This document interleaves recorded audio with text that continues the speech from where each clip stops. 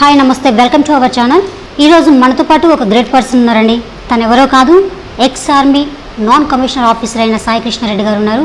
So తనతో మనం మాట్లాడి తన అనుభవాలు ఏంటో మనం కనుక్కుందాము. ఓకే, నమస్తే సార్. నమస్తే మేడం. ఎలా ఉన్నారండి? చాలా బాగున్నానండి. Okay sir, first of all మనందరం మన కోసం, మన దేశం కోసం అమరుడైనటువంటి కళ్యాణ్ సంతోష్ గారి కోసం 2 నిమిషాలు మౌనం పాటిద్దాం. ఫస్ట్ ఆఫ్ ఆల్, భారత్ చైనాల మధ్య సరిహద్దులు లేనివి, కొండలు లోయలతో కూడినవి. ఇప్పుడు భారీగా సైన్యాన్ని లక్షల సంఖ్యలో తరలించడం అనేది కష్టం. సో పైగా దానివల్ల ప్రయోజనం కూడా ఏం లేదు. అలాంటి సమయంలో ఎలా వాళ్ళని అడ్డుకుంటారు? వాళ్ళని అడ్డుకోవడానికి అక్కడ ఏంటంటే డైరెక్ట్ ఇప్పుడు రైఫిల్స్తో ఫైట్ అనేది లేదు అక్కడ. ఆ ఎల్ఐసి ఏదైతే ఉందో లైన్ యాక్చువల్ కంట్రోల్ అక్కడ మన ప్రీవియస్ 70 years నుంచి అక్కడ కంట్రోల్గానే జరుగుతుంది. ఇప్పుడైతే రైఫిల్స్ అయితే అక్కడ లేదు. కాబట్టి కొంచెం మన స్ట్రెంత్ ఎంతవరకు అయితే అవసరమో లైన్ ఆఫ్ కంట్రోల్ని చైనా వాళ్ళు మన భూభాగంలో చొరబడకుండా కంట్రోల్ చేయగలిగే సోల్జర్స్ మాత్రమే అక్కడ ఉన్నారు. అయితే రీసెంట్గా జరిగిన 20 మంది సోల్జర్స్ ప్లస్ మన ఒక రేంజ్ కర్నల్ సంతోష్ గారు వీళ్ళ అమరవీరులు అవ్వడం వలన ఇప్పుడు ఎంతో మంది మన బెటాలియన్స్, ఎంతో మంది మన డిఫెన్స్ రిలేటెడ్ సోల్జర్స్, అలాగే రీసెంట్గా మన ఒక యుఎస్ఏ నుంచి 9,500 సోల్జర్స్ని కూడా ఇండియాకి సపోర్ట్ ఇవ్వడంతో అక్కడ అప్రమత్తంగా మనం నిలబడటం జరిగింది. వాళ్ళని ఇంకా ఇన్ ఫ్యూచర్ ముందు యుద్ధాలు జరగకుండా ఉండడానికి, శాంతియుతంగా మన కంట్రీకి మనం ప్రొటెక్ట్ చేసుకోవడానికి బలగాలు మొత్తం అక్కడ చేరుకున్నాయి. అంతకుముందు కూడా చైనాకి భారత్ మధ్య ఒక ఒప్పందం అనేది ఉంది. ఎటువంటి తుపాకీలు లేకుండా, ఆ కాల్పులు జరగకుండా శాంతియుతంగానే సమాధానం చెప్పుకోవాలి. ఎటువంటి గొడవలు జరగడానికి వీల్లేదు. ఏదైనా అంత సీరియస్ విషయానికి వచ్చినా కానీ ఏదైనా కూర్చొని మాట్లాడుకోవాలి, అంతేగాని ఎటువంటి చనిపోవడం జరగడం లాంటివి చేయకూడదు అని చెప్పేసి ఒక ఒప్పందం అనేది ఉంది. సో మొన్న జరిగిన ఈ సంఘటన మన సంతోష్ గారు చనిపోయిన విషయంలో చూస్తే అంటే వీళ్ళు కొట్లాట ఇవన్నీ కావాలని, ఇప్పుడు తుపాకీలతో ఎలాగో కాల్చలేము, ఈ విధంగా వాళ్ళని హతం చేయొచ్చు అని చైనా కుట్రపూరితంగా చేసినదా ఏంటి అన్నది అందరికీ కొంచెం సస్పెన్స్గా ఉంది. అసలు ఏం జరిగిందంటారు? యాక్చువల్లీ చైనా వాళ్ళు మన ఇండియాలో టెంట్ వేసుకొని ఉండడం జరిగింది. అక్కడ మన ఇండియన్ భూభాగంలోకి చొచ్చుబడి అక్కడ వీళ్ళు టెంట్ వేసుకోవడం జరిగింది. అది మనకు తెలిసిన ఎల్ఐసిలో ఉండే డ్యూటీస్ హైర్ అఫీషియల్స్కి చెప్పడం జరిగింది. మన దానిలో వాళ్ళు ఇన్వాల్వ్ అయ్యారు. దాన్ని బ్యాక్ స్టెప్ వేయాల్సిందే అని చెప్తే మన అఫీషియల్స్ లెఫ్టినెంట్ జనరల్ హోదాలో ఫస్ట్ టైం ఇప్పుడు దాకా జరిగిన 70 years మన ప్రొటెక్ట్ చేసే ఎల్ఐసి ప్లేస్లో మనం ఉన్న Indian soldiers first time lieutenant general హోదాలో అక్కడ కూర్చొని మాట్లాడడం జరిగింది మీటింగ్. అది జరిగిన 2 daysలోనే వాళ్ళు యాక్సెప్ట్ చేశారు. మా వాళ్ళు వెనక్కి బ్యాక్ స్టెప్ వేస్తారు, మీరు వచ్చి మీ ప్లేస్లో మీరు టెంట్ వేసి అక్కడ మీరు నిలబెట్టండి సెక్యూరిటీస్ని అనేసి మన ఎవరైతే soldiers battalion with colonel Santosh గారితో పాటు అక్కడికి వెళ్ళి ఆక్యుపై చేయడానికి వెళ్ళారు. వెళ్ళిన వెంటనే అక్కడ ఏం జరిగింది ఆ టైంలో నైట్ తెలియలేదు. వాళ్ళ సోల్జర్స్ మిస్బిహేవ్ చేసారా, లేకపోతే మన సోల్జర్స్ అక్కడ వాళ్ళని ర్యాష్గా జరిగిందా, రెండిట్లో ఏం జరిగిందో తెలియదు. కానీ వాళ్ళు ఒక కర్నల్ ఆఫీసర్ ఒక పొజిషన్లో ఉన్న సంతోష్ గారిని ఏదైనా అనుండొచ్చు. ఆ అనడం వలన మన సోల్జర్స్ రియాక్ట్ అవ్వి హ్యాండ్ టు హ్యాండ్ వాళ్ళ కొట్టుకోవడం జరిగి ఉండొచ్చు. అది చాలా ఎక్కువగా అయిపోయింది. చివరికి వాళ్ళ దగ్గర పెట్టుకున్న ఇనప రాడ్లు దాన్ని కూడా ఉపయోగించాల్సి వచ్చింది. వాళ్ళు ఇంకా మన సోల్జర్స్ని కంట్రోల్ చేయలేని పరిస్థితిలో దాన్ని ఉపయోగించుంటారు. వాళ్ళు ఏమీ మన సోల్జర్స్ డిస్టర్బ్ చేయకుండా మన సోల్జర్స్ కూడా ఈజీగా వాళ్ళని టచ్ చేసే ఛాన్స్ ఉండదు. అక్కడ ఒక కర్నల్ ర్యాంక్ ఆఫీసర్ని వాళ్ళు డెఫినెట్గా ఏదో ఒకటి అనుంటారు. దానికి అంత రేంజ్లో 20 సోల్జర్స్ మన వాళ్ళు, అలాగే 43 సోల్జర్స్ అఫీషియల్గా వాళ్ళు. ప్రీవియస్గా మనం చూస్తే చైనా వాళ్ళకి మన ఇండియన్కి జరిగిన 62 నుంచి జరిగిన వార్స్లో చూస్తే మన ఒక సోల్జర్ అయితే వాళ్ళకి మినిమం 3 to 4 సోల్జర్స్ చనిపోతారు. ఇప్పుడు రీసెంట్గా కూడా మన 23 సోల్జర్స్ అయితే వాళ్ళకి 43 అఫీషియల్గా చెప్పారు. కానీ అన్అఫీషియల్గా చెప్పాలంటే వాళ్ళు మినిమం 80 సోల్జర్స్ అయితే వాళ్ళు చనిపోయి ఉంటారని గ్యారెంటీ మనం చెప్పొచ్చు. ఇప్పుడు మన దగ్గర నుంచి 20 members చనిపోవడం అనేది చాలా బాధాకరమైన విషయం. సో అటు సైడ్ కూడా చనిపోయారు. మన సైడ్ ఇప్పుడు మన వాళ్ళని హతం చేసినందుకు మనకి వాళ్ళపైన కోపం అనేది ఉంటుంది, అలాగే వాళ్ళకి కూడా మనపైన కోపం ఉంది. సో ఇప్పుడు ఎందుకంటే ఇది చల్లారే విషయం కాదు, ఎందుకంటే ఈ రీసెంట్ జరిగింది కాబట్టి. ఇప్పుడు వీళ్ళ పరిణామాలు ఎలా ఉంటాయంటే ఎప్పుడు కూడా వీళ్ళని ఇంకా పై చేయి మనమే ఉందామా అన్నట్లు మనం చూస్తున్నాం. మన సైడ్ నుంచి మనం కూడా చైనాని అధిగమించి మనం చేయాలని చూస్తున్నాము. అలాగే చైనా వాళ్ళు కూడా భారత్ పైన పై చేయి ఉండాలని వాళ్ళు చూస్తున్నారు. సో ఈ పోటాపోటీగా ఉన్నాయి. సో ఈ సిచ్యువేషన్లో యుద్ధం అనేది పరిష్కారమా కాదా? యుద్ధం అయితే పరిష్కారం కాదండి. ఎందుకంటే మన చైనా మనకంటే మిలిటరీ వాళ్ళ సామాగ్రిలో వాళ్ళకి ఎక్కువే ఉన్నాయి. కానీ 1967లో జరిగిన వార్లో చూస్తే మన ఇండియన్ సోల్జర్స్ 87 సోల్జర్స్ అమరవీరులు అయ్యారు. అలాగే చైనా వాళ్ళు 200 మంది అమరవీరులు అయ్యారు. ఇప్పుడు జరిగిన దాన్ని కూడా చూస్తే దానికి 1962లో కూడా ఎంతో మంది ఇలా జరగడం జరిగింది. ఇది ముందు ఇలా కాకుండా ఉండడం కోసమే శాంతియుతంగా మన కంట్రీ ఎప్పుడైనా కూడా శాంతియుతంగానే డీల్ చేస్తారు. మనం వాళ్ళ ప్రదేశంలోకి చొరబడటం లేదు. వాళ్ళు మన కంట్రీలోకి వస్తున్నారు, తప్పు వాళ్ళది. వాళ్ళు ఎంత లోపలికి వచ్చినా మన శాంతియుతంగా అక్కడున్న చీఫ్ కానీ మన మినిస్టర్స్, డిఫెన్స్ మినిస్టర్ కానీ రాజ్నాథ్ గారు కానీ క్లియర్గా చెప్పడం ఏంటంటే శాంతియుతంగా యుద్ధం వద్దు, మీ ప్లేస్లో మీరు ఉండండి, మా ప్లేస్లో మేము ఉంటాం. అనవసరంగా మీరు చొరబడి మమ్మల్ని రెచ్చగొడితే మాత్రం అది పరిస్థితులు వేరే రకంగా ఉంటాయి. అలాగే వాళ్ళు చేసిన మిస్టేక్ ఏంటంటే చైనా వాళ్ళు పాకిస్తాన్తో పాటు ప్లస్ నేపాల్ని కూడా అటాచ్ చేసుకొని మన భారతదేశంలో ఉన్న చుట్టుపక్కల మనకి ఉండే LAC ప్లస్ కాల్గిర్ ఏరియాలో ఉన్న వాళ్ళతో కలిసి మన ఇండియా మీద దాడి చేయడానికి ప్రయత్నిస్తున్నారని అర్థమవుతుంది. కానీ అది జరగదు. ఎందుకంటే పాకిస్తాన్కి ఆల్రెడీ తెలుసు మన LOC బోర్డర్లో మన సోల్జర్స్ చాలా అప్రమత్తంగా ఉంటారు. ఇటు నేపాల్ చేసిన మిస్టేక్ ఏంటంటే వాళ్ళతో పాటు చేతులు కలిపిందా లేదా అనేది మనకు తెలియదు. కానీ వాళ్ళు కలిపిన కొన్ని రోజుల్లోనే నేపాల్ భూభాగాన్ని కూడా చైనా ఆక్రమించడం జరిగింది. అది రియలైజ్ అయిన నేపాల్ వాళ్ళు ఇది రాంగ్, అనవసరంగా మీతో కలిసేమన్నట్టుగా ఫీల్ అవ్వడం అనేది మనం మీడియాలో చూసాం. నేపాల్కి ఫైనల్గా ఇండియా సపోర్టే ఉంటుంది ఎప్పటికైనా. వాళ్ళు ఒకవేళ వెళ్ళినా కూడా ఇమీడియట్లీగా ఇండియాకే రిటర్న్ అవుతారు. ఇండియా సపోర్ట్ వాళ్ళకి అవసరం. కానీ చైనా మన భూభాగంలో రాకుండా అక్కడ వాళ్ళ ప్లేస్లోనే వాళ్ళు ఉండాలి. మన ప్లేస్ మన ఇండియాని శాంతియుతంగా మనం ఇలాగే ఉండాలి. సోల్జర్స్ ఎవరైనా నష్టం అంటే ఇద్దరికి నష్టమే.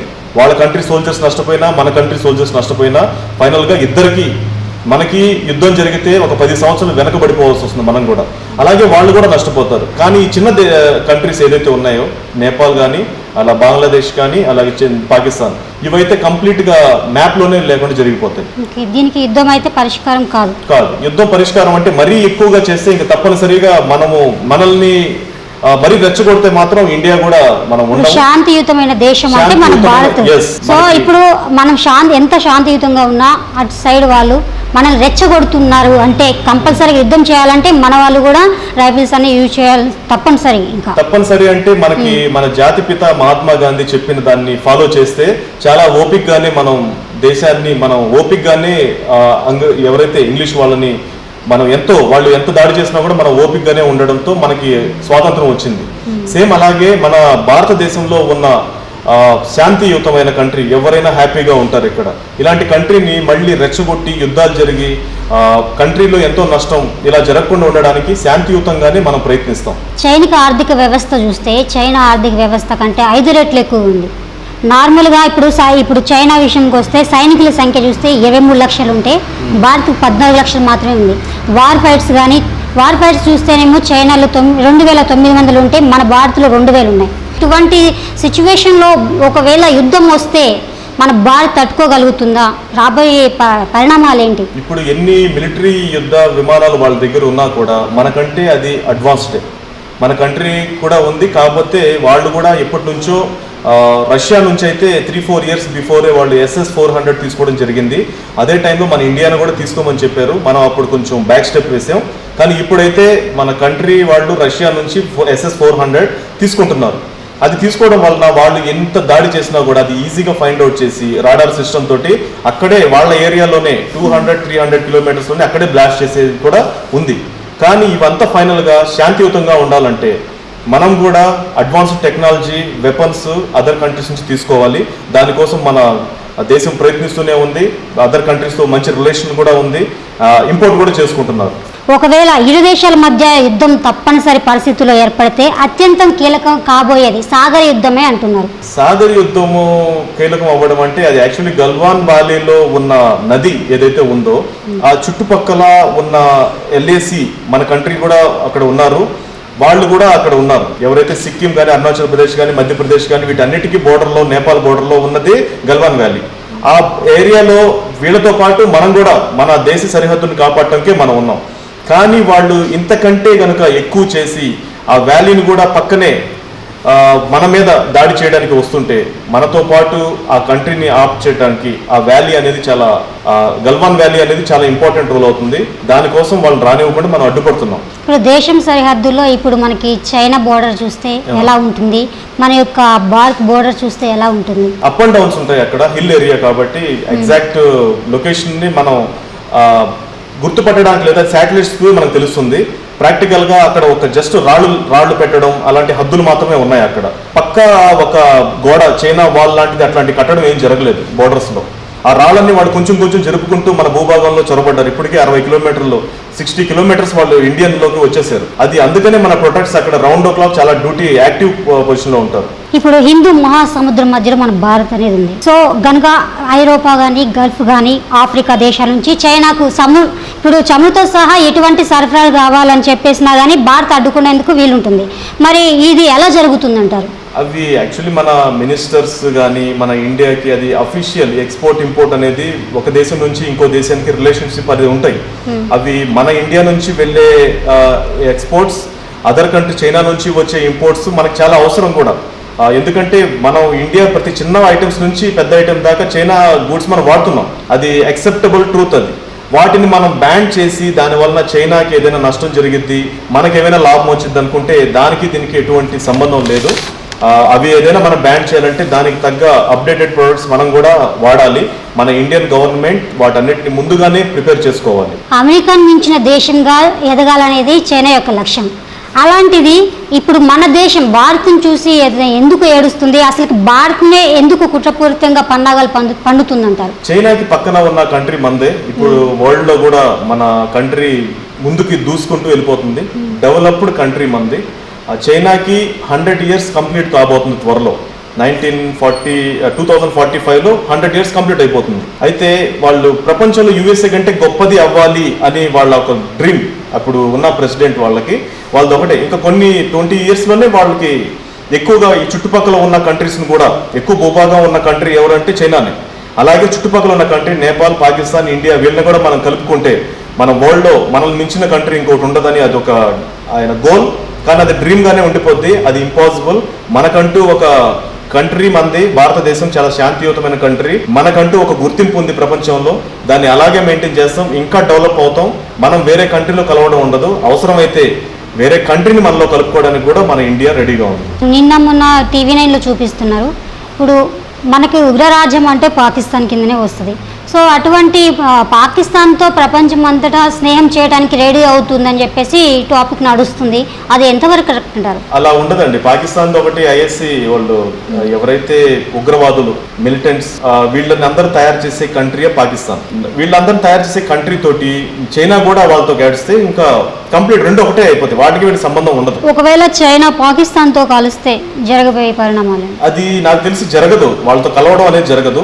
వాళ్ళతో కొంచెం వేరుగానే ఉంటారు. వాళ్ళ పాకిస్తాన్ ఎలా అయితే మనం డీల్ చేస్తున్నామో సేమ్ ఇలాగే వీళ్ళు. చైనా చాలా పెద్ద కంట్రీ. వాళ్ళకి వాళ్ళ పాపులేషన్, వాళ్ళకున్న అడ్వాన్స్డ్ టెక్నాలజీ, ఒక చైనానే వాళ్ళు కలిస్తే మనతో పాటు వేరే కంట్రీస్, అదర్ కంట్రీస్, రష్యా కూడా. ఎందుకంటే ఇప్పుడు పాకిస్తాన్కి ధీటుగా సమాధానం ఇచ్చేది అంటేనే భారత్. అవును. సో ఇప్పుడు భారత్ ఇప్పుడు చైనా అనేది వ్యతిరేకంగా ఉంది రివర్స్లో. సో ఇప్పుడు వాళ్ళకి ఏంటంటే పాకిస్తాన్ వాళ్ళకి కొంచెం హ్యాపీగా ఉండొచ్చు ఈ గొడవ జరుగుతుంది. సో ఒకవేళ చైనాను కూడా మనం తీసుకుంటే రెండు కలిపితే కొంచెం ఇంకా దృఢంగా తయారవ్వచ్చు అనే ఏమన్నా అపోహలు ఏమన్నా ఉన్నాయంటారా? చైనా పాకిస్తాన్లో కలుస్తుందో లేదో కానీ పాకిస్తాన్కి మాత్రం పాకిస్తాన్కి యాంటీ ఉన్న వాళ్ళు ఒక 50% ఉన్నారు వాళ్ళ కంట్రీలోనే. ఒకవేళ భారత్ కానీ పిలుపునిచ్చి పాకిస్తాన్లో ఎవరైనా ఇండియాలో రావాలి అని అనుకుంటే మాత్రం వాళ్ళందరూ వచ్చి ఇండియాలో చేరిపోతారు. పాకిస్తాన్ వన్ సైడ్ అయిపోతుంది. ఇప్పుడు 1887లో మనకి తిరుగుబాటు జరిగినప్పుడు ఇప్పుడు ఈ మన తోటాలకి జంతువుల కొవ్వును కందెనిగా వాడేవారంట. అసలు ఏంటి దాని ఎందుకని అట్లా? 1887 సిపాయిల తిరుగుబాటు. అప్పట్లో ఏంటంటే జంతువుల కొవ్వుతో కొంచెం వాటిలో కొన్ని పాయిజన్ టైపు కొన్ని ఉంటాయి. అయితే ఆ పిస్టల్కి వాటిని కొంచెం యాడ్ చేస్తే ఆ పిస్టల్లో ఉన్న తోటాలని బాడీలో తగిలిన వెంటనే దానిలో ఉండే కొవ్వు అది ఒక కెమికల్ టైపు. అప్పట్లోనే దాన్ని వాడేవాళ్ళు. అది బాడీలోకి వెళ్ళిన తర్వాత మన బాడీని మొత్తం వైరస్ లాగా స్ప్రెడ్ చేసేసింది. ఒకవేళ బై ఛాన్స్ బతికితే మాత్రం తను లైఫ్ లాంగ్ అలా ఉండాల్సిందే. ఆ కొవ్వు అనేది అది జంతువుల్లో ఉన్న కొవ్వు అది కొంచెం బర్న్ అయిన తర్వాత అది వైరస్ లాగా స్ప్రెడ్ అయ్యింది. ఆ టైంలోనే దాన్ని వాళ్ళు ఆ రకంగా ఆలోచించారంటే డెఫినెట్ గా అది వైరస్. అండి. బుల్లెట్ అనేది బాడీలో ఉన్నంత సేపు బుల్లెట్ తీసేస్తే మనిషి సేఫ్, కానీ దాంతో పాటు వైరస్ ఏదైతే జంతువుల ఫ్యాట్ తో పాటు కరిగించిన కొవ్వు పదార్థాన్ని అది కూడా బాడీలో వెళ్ళిపోతే డెఫినెట్ గా మనిషి చనిపోతాడు. అంటే అప్పుడు ఉన్న రైఫిల్స్ కి ఇప్పుడున్న రైఫిల్స్ కి మధ్య డిఫరెంట్ ఏంటి? చాలా డిఫరెన్స్ ఉంది. అప్పట్లో తోటాల్లో చిన్న చిన్న రౌండ్స్ అవి మాత్రమే ఉండేవి.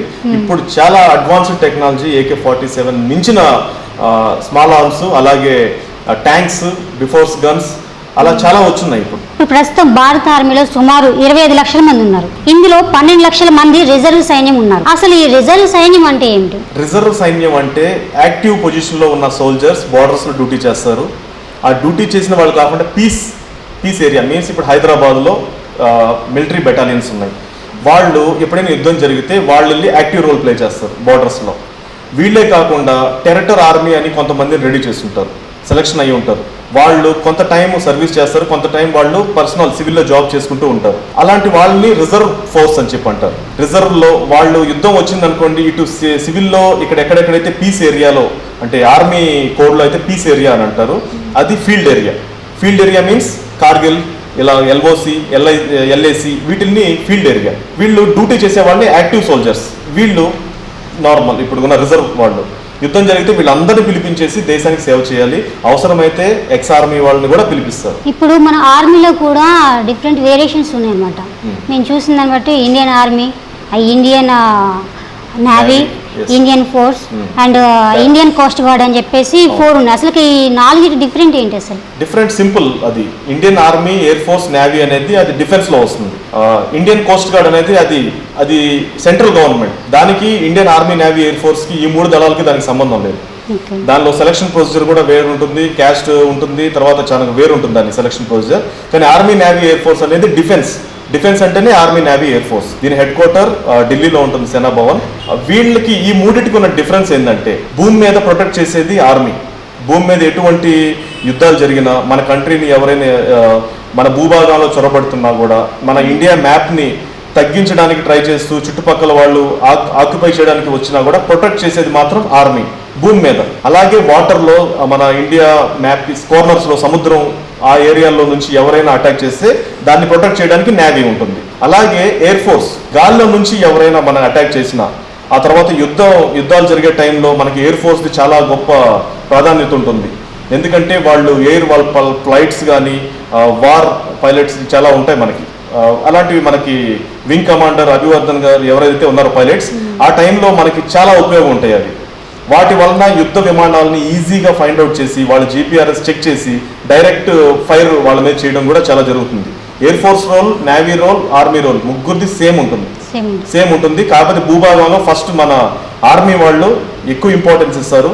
ఆ భూమి మీదని కాపాడటానికి, డైరెక్ట్ ఫేస్ టు ఫేస్ చేయడానికి ఆర్మీ వాళ్ళది ఎక్కువ ఇంపార్టెన్స్ ఉంటుంది. అంతకుముందు మనకి స్వాతంత్రం రాకముందు బ్రిటిష్ ఆర్మీ అనేది ఉండేది. తర్వాత ఎప్పుడైతే స్వాతంత్రం వచ్చిందో దాన్ని 2 భాగాలుగా చేసుకున్నారు. మన పాకిస్తాన్ ఆర్మీ, భారత ఆర్మీ అని చేసుకున్నారు. అసలు భారత సైన్యానికి ఇండియన్ ఆర్మీ అని ఎట్లా పేరు వచ్చింది? ఇండియన్ ఆర్మీ అనేది అది ఒక ఆర్మీ. ప్రతి కంట్రీకి ఆర్మీ ఉంటుంది. US army, Indian army, China army, Pakistan army. ఆ సైనికులు వీళ్ళు. మన సుభాష్ చంద్రబోస్ ఎప్పుడైతే బ్రిటిష్ ఆర్మీలో వర్క్ చేశారో, ఆయన ఒక సైన్యాన్ని తీసుకొని సైన్యం బేస్తో కూడా మన స్వాతంత్రం రావడానికి సైన్యం చాలా ఉపయోగపడింది. అప్పుడు తనకంటూ ఒక టీం తయారు చేశారు. అయితే ప్రతి దేశానికి ప్రొటెక్ట్ చేయడానికి ఒక సైన్యం అనేది ఉంటుంది. ఇప్పుడు కాదు, రాజ్యం స్వాతంత్రం రాకముందు కాదు, ఇంతకు ముందు మొఘల్ సామ్రాజ్యంలో కూడా సైనికులు ఉండేవాళ్ళు. ప్రీవియస్ ఎన్నో హిస్టరీలు చూసుకున్నా కూడా రాజులకి సైన్యాధ్యక్షుడు ఉంటాడు, మంత్రి ఉన్నట్టే సైన్యాధ్యక్షుడికి ఒక సైన్యం ఉంటుంది. పక్క రాజ్యాలు దండయాత్ర చేసినప్పుడు ప్రొటెక్ట్ చేసుకోవడానికి సైనికులు అనేది ఉంటుంది. ఆ సైనికుల్లో ఇంపార్టెంట్ ఏదైతే ఉంటుందో మిలిటరీలో ఆర్మీ ఉంటుంది, వాటర్ సైడ్ నుంచి నేవీ, అలాగే ఎయిర్ ఫోర్స్. ఈ సైన్యం ప్రతి కంట్రీకి ఉంటుంది. ఈ సైన్యం ఉంటేనే యుద్ధాలు జరిగినప్పుడు ముందుగా వెళ్ళి కాపాడుకోవడానికి సైన్యం ప్రొటెక్ట్ చేస్తారు. అది మన హిస్టరీ ఎప్పటి నుంచో రాజుల కాలం నుంచే ఉంది సైన్యం అనేది. ఓకే, ఒక వార్ జరిగే ముందు మినిమం ఎన్ని రోజుల నుంచి చర్చించుకుంటారు? వార్ అనేది ఎప్పుడు చర్చిస్తారు అనేది మనం క్లియర్గా చెప్పలేం. స్పెషల్ చెప్పాలంటే రెగ్యులర్గా వాళ్ళ కంట్రీస్ నుంచి మా కంట్రీకి రావద్దు అనే దానికి రెగ్యులర్గా ఫైరింగ్ అనేది జరుగుతూ ఉంటుంది. ఆ బార్డర్స్లో పర్టికులర్గా యుద్ధం చేయాలనే కాదు, నార్మల్ టైంలో కూడా ఫైర్ జరుగుతూ ఉంటుంది. వాళ్ళు ఒక ప్రీ ప్లాన్ అనేది ఉండదు. ఏదైనా చిన్న ఇన్సిడెంట్ జరిగినప్పుడు దాన్ని మళ్ళీ యుద్ధంలాగా కన్వర్ట్ కాకుండా అవతల కంట్రీ ఏదైనా యుద్ధం జరగాలి అనుకుంటే కంట్రీకి కూడా నష్టమే. అది ఏ కంట్రీ అయినా కానివ్వండి. వాళ్ళు యుద్ధం చేయాలనుకుంటే వాళ్ళ కంట్రీ కంపల్సరీగా 10 years బ్యాక్ వెళ్ళిపోతుంది. తెలివి గల్ల మెచ్యూర్డ్గా ఆలోచించే కంట్రీ వాళ్ళు యుద్ధాలతో కాదు, వాళ్ళ కంట్రీని డెవలప్ చేసుకోవడంలోనే ఉంటారు. మన ఇండియా చాలా ఇంటెలిజెంట్. అది ఎవరిని యుద్ధం చేసి వేరే వాళ్ళని మనం ఆక్రమించుకోవాలనే ఆలోచన మన ఇండియాలో లేదు. అలాగే వేరే వాళ్ళు ఎవరైనా వచ్చి ఆక్రమించుకుంటారంటే సైలెంట్గా ఊరుకునేది కూడా కాదు. మనకి ఒకవేళ యుద్ధం ఫిక్స్ అన్నప్పుడు ఒక డేట్ ఫిక్స్ చేస్తారు ఆ రోజు? డెఫినెట్గా ఫిక్స్ చేస్తారు. అది మనకి ఇంటిమేషన్ చేస్తారు. ఇంటిమేషన్ చేయకుండా కానీ ఫైరింగ్ ఇలాంటివి జరిగినప్పుడు దానికి మన వాళ్ళు రెడీగా ఉంటారు. వెంటనే ఫస్ట్ ఎవరు అటాక్ చేయాలనేది దానికి కూడా ఒక టాస్ అనేది ఉంటుంది. అట్లా మనం ఎప్పుడు అటాక్ చేయం. ఫస్ట్ మన ఇండియాలో ఉన్న గొప్పతనం ఏంటంటే మనకంటూ మనం యుద్ధం చేయాలని ఎప్పుడు అనుకోం. అవతల వాళ్ళు మన యుద్ధం మన మీద దాడి చేసినప్పుడే మనకు మనం ప్రొటెక్ట్ చేస్తూ వాళ్ళకి టైం ఇస్తాం. మీరు చేసేది కంటారు. మరి ఒక ఎక్కువ రెచ్చిపోతే మాత్రం ఇంకా చాలా ఉన్నాయి. సర్జికల్ స్ట్రైక్ లాంటిది మన ప్రీవియస్ మనం చూసాము. అలాంటి ఆ స్ట్రైక్ అనేది ఇప్పుడు దాకా ఏ కంట్రీలు చేయలేదు. మన మోడీ గారి గవర్నమెంట్లో జరిగింది. అది ఒక్కటి చాలు. వీళ్ళు ఏ టైంలో వచ్చినా కూడా సర్జికల్ చేస్తారు. స్ట్రైక్ అనేది భయం అనేది ఉంది ఆ కంట్రీ. లాస్ట్ టైం జరిగిన కార్గిల్ యుద్ధంలో కూడా మీరు పార్టిసిపేట్ చేశారు అందులో. సో అంటే అది ఆ సమయంలో ఇప్పుడు పక్కన యుద్ధం జరుగుతుంది, అందులో మీరు కూడా ఉన్నారు. సో ఆ టైంలో మీ ఫీలింగ్ ఏంటి అసలు? యాక్చువల్ ఫ్యాక్ట్ చెప్పాలంటే నేను చాలా చిన్నవాడిని. నాకు అంత ఎక్స్పీరియన్స్ లేదు. యుద్ధం జరుగుతుంది, యుద్ధం నేను చూస్తున్నాను. వీళ్ళు మన వాళ్ళు ఫైర్ చేస్తున్నారు, అక్కడ నుంచి వస్తున్నాయి, ఇంజూర్డ్ అవుతున్నారు, వాళ్ళని తీసుకురావడం తీసుకెళ్ళడం సరిపోయింది. ఆ టైంలో అంత మెచ్యూరిటీ లేదు నాకు. కానీ చూస్తున్నాను నేను ఏం జరుగుతుందని. ఎప్పుడైతే నాకు ఏజ్ వచ్చేసరికి అప్పుడు చూసిన ఎక్స్పీరియన్స్ నాకు ఉపయోగపడింది. సెకండ్ టైం 2004లో కూడా మేము వెళ్ళాము. ఎల్ఓసి కార్గిల్లో ఉన్నాం. కానీ ఆ కార్గిల్లో అప్పుడు చేసిన అంత వార్ అవ్వలేదు. రెగ్యులర్గా ఫైర్లు వస్తుంటాయి, మనం ప్రొటెక్ట్ చేసుకుంటుంటాం, మనం కూడా వాళ్ళకి డీటెయిల్ జవాబు ఇస్తుంటాం. కానీ అదొక ఎక్స్పీరియన్స్ వచ్చింది నాకు. ఇంతమంది వార్ జరిగితే ఇంత నష్టం ఉంటుంది అవతల వాళ్ళకి కానీ మనకు కానీ అనేది ఆ ఎక్స్పీరియన్స్తోనే ముందు. సో ఆ టైంలో మీకు ఎట్లా అంటే ప్రాణభయం లాంటిది ఏమన్నా కలిగిందా? ప్రతి ఒక్కళ్ళకి ఉంటుంది ప్రాణభయం, లేదని చెప్పడానికి లేదు. ప్రతి మనిషికి చనిపోతాము అనే భయం అనేది ఉంటుంది. కానీ మనం దేనికోసం చనిపోతున్నాం, దేశం కోసం చనిపోతున్నాం అనేది కూడా వాళ్ళకు ఉంటుంది. ఒకవేళ మనం పోరాడితేనే దేశ రక్షణ చేసే వాళ్ళే వీరులు అవుతారు. మామూలుగా సివిల్లో ఉండి మనం ఏదైనా చనిపోతే అది మామూలు, అకస్మాత్తుగా వచ్చేది తను చనిపోయాడని చెప్పి అనుకుంటారు. దేశ రక్షణ చేసి చనిపోయే వాళ్ళకు కూడా ఒక గౌరవం ఉంటుంది కాబట్టి అంతగా ఆలోచన ఉండదు. పోతాం అనుకున్నా కూడా చివరి దాకా పోరాడే చనిపోతాం. ఒకవేళ మనం ఇంజూర్డ్ అయిపోయినా సోల్జర్స్కి ఇంజూర్డ్ అయిపోయినా కూడా తను ఏం చేస్తాడు, నేను ఎలాగో చనిపోతున్నాను కానీ నేను ఒక 10 మందిని వాళ్ళని తీసుకెళ్తాను పక్క కంట్రీని అని చెప్పని తను ఏదో ఒక రకంగా ఆ టైంలో తనకు ఎలా ఆలోచన వస్తే తను డైరెక్ట్ యుద్ధంలోకి వెళ్ళిపోతాడు. క్రాస్ చేసి కూడా ముందుకు వెళ్ళిపోతాడు. మనం చూసాం, బోర్డర్ లాంటి మూవీ చూసాం మనం, హిందీ మూవీ. ఆ మూవీలో చూపించింది అది ఫ్యాక్ట్, అది జరిగేది అదే. అలాంటి మూవీ చాలా రేర్ గా వస్తాయి. బోర్డర్ మూవీ లాంటిది అది అదే ఒరిజినల్. బోర్డర్లో అలాగే జరుగుతుంది. మనం చనిపోతున్నాము అని తెలిసిన తర్వాత లాస్ట్ శ్వాస కూడా దేశం కోసమే మనం ఉపయోగిస్తాం. ఇప్పుడు అక్కడ యుద్ధం జరుగుతున్నప్పుడు ఫస్ట్ టైం మీరు కదా కార్గిల్ వార్లో చేస్తున్నప్పుడు మీకు చాలా చిన్న ఏజ్, అంటే మీరు ట్రైనింగ్ పీరియడ్లోనే ఇప్పుడు గన్ ఫైర్స్ లాంటివి పర్ఫెక్ట్ అవుతారా, లేదంటే మీరు ఎప్పుడైతే మీరు ఆర్మీలో జాయిన్ అయిన తర్వాత అక్కడికి వెళ్ళిన తర్వాత ఇంకా మీరు నేర్చుకుంటూ ఉంటారా? ట్రైనింగ్ లోనే ఆల్మోస్ట్ ట్రెండ్ అయిపోతారు అందరూ. గన్ ఫైర్స్ అన్ని పర్ఫెక్ట్, ప్రతి గన్ కానీ ఫిజికల్ ఫిట్నెస్ కానీ ఒక పక్కా సోల్జర్ అయిన తర్వాతే ట్రైనింగ్ సెంటర్ నుంచి బయటికి పంపిస్తారు పక్కా సోల్జర్ అని. అప్పుడు దాకా రిక్రూట్సే ట్రైనింగ్ లోనే పర్ఫెక్ట్ అయిపోతారు. ఇంకా వాళ్ళు బెటాలియన్స్కి వెళ్ళిన తర్వాత, యూనిట్స్ పోస్టింగ్ వెళ్ళిన తర్వాత వాళ్ళు అప్పుడప్పుడు రేర్గా ఫైరింగ్ చేస్తుంటారు. ఇయర్లీ 2 times, మంత్లీ 1 time అలా చేస్తూ ఉంటారు. వాళ్ళు మెయిన్ బేసిక్ స్ట్రాంగ్ అనేది ట్రైనింగ్ లోనే అవుతుంది. ట్రైనింగ్ చేసిన వాళ్ళు డైరెక్ట్ యుద్ధానికి కూడా వెళ్ళిపోవచ్చు, వార్ చేయొచ్చు, వాళ్ళ ఫైరింగ్ అన్ని ఉంటాయి, అన్ని చేపిస్తారు. కాకపోతే కొంచెం ఎక్స్పీరియన్స్ తక్కువ ఉంటుంది, ప్రాక్టికల్ ఎక్స్పీరియన్స్ తక్కువ ఉంటుంది. వార్ జరగాలంటే మనకి వెపన్స్ అనేవి అవసరం.